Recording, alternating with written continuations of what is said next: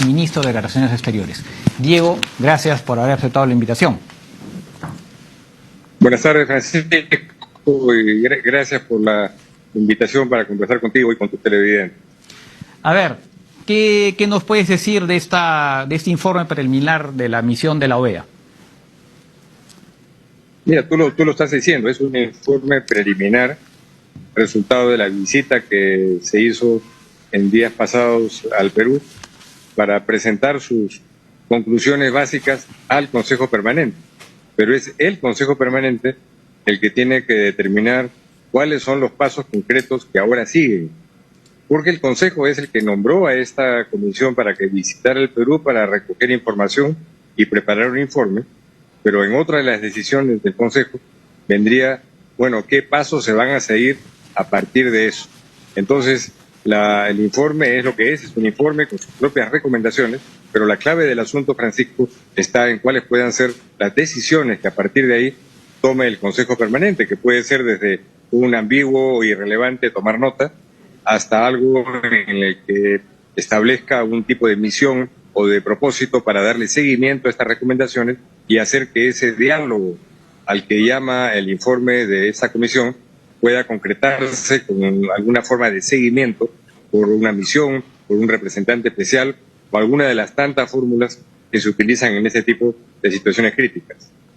Claro, y los que ya somos mayores nos acordamos de la época del final del gobierno de Alberto Fujimori, donde se formó efectivamente una mesa de diálogo con seguimiento, recomendaciones, ¿no? Y en ese momento al final terminó, claro, hubieron varios episodios que precipitaron la salida del régimen, ¿no? Pero, ¿te parece, tú crees que eso sea factible en este momento y si tendría en todo caso las posibilidades, que finalmente fue una misión, me parece, bastante exitosa en su momento, aunque es verdad que ayudada por un poco los acontecimientos que se fueron dando? ¿Tú crees que algo así similar podría pasar ahora?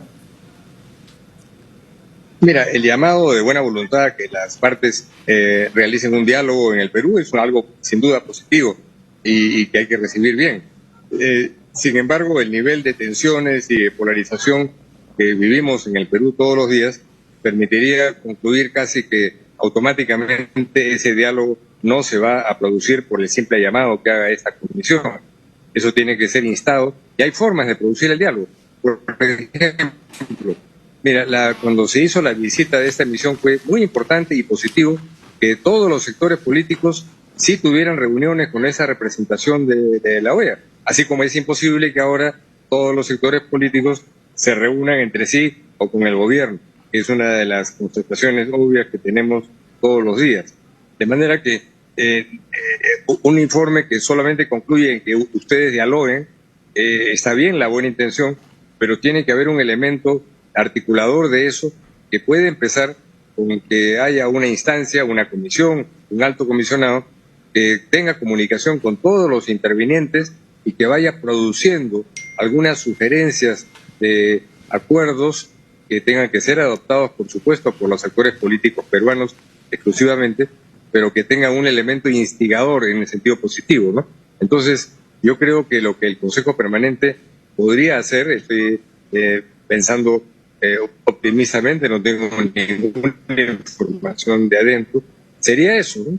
Establecer algún mecanismo propiciador de comunicaciones que puede ser a través de una comisión, a través de una alta o alto representante para estas misiones, que permita concretar ese llamado al diálogo que, tal como está planteado, probablemente tenga pocas repercusiones, pero en la medida en que sea parte de un seguimiento, en donde Perico converse con Pedro, Perico converse con Luis, Perico converse con Luisa, y así se van recogiendo aspectos que puedan encontrar coincidencias y en base a eso llegar a un punto central, que en este momento en el Perú es básicamente uno, que cada una de las partes en el esquema político haga lo que tienen que hacer de acuerdo a la Constitución y punto. El Ejecutivo a ejercer sus funciones, el Legislativo a legislar y no hacer una especie de asamblea constituyente en paralelo, la Fiscalía a investigar delitos y no a convertirse en un actor político que inaplica una parte de la Constitución y así sucesivamente, ¿no? De acuerdo. Bueno, sí, efectivamente. Lo que pasa es que también hay muchas interpretaciones de la Constitución cada vez más. Entonces eso complica un poco la cosa, ¿no?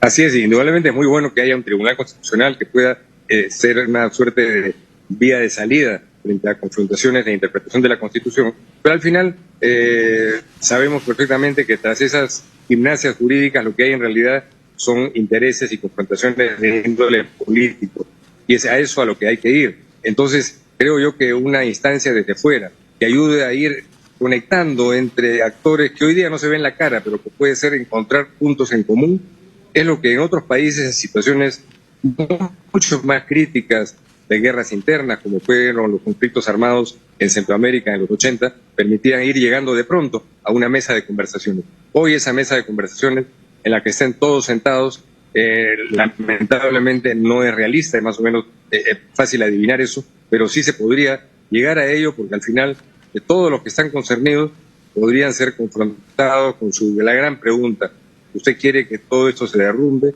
¿Quiere que haya que borrar del mapa esta institucionalidad precaria y con conflictos y arrancar desde cero en un camino que nadie sabe en qué terminaría? Claro, efectivamente, gran pregunta. Bien, gracias Diego. Bueno, vamos a ver, efectivamente, sí, efectivamente, bueno, tenemos que esperar el informe final, efectivamente, porque esto es preliminar, que se pronuncie en Consejo Permanente y de ahí ver finalmente qué es lo que sale de ahí y lo que vendría después. Gracias Diego, gracias por tus explicaciones. Y cuando haya esa resolución, Francisco, podremos conversar sobre una base de aspectos más específicos que podrían sin duda ser enriquecidos mucho en un programa tan claro como el que tú conduces, Francisco. Muchas gracias por la invitación. Gracias Diego, hasta otra oportunidad. Bien.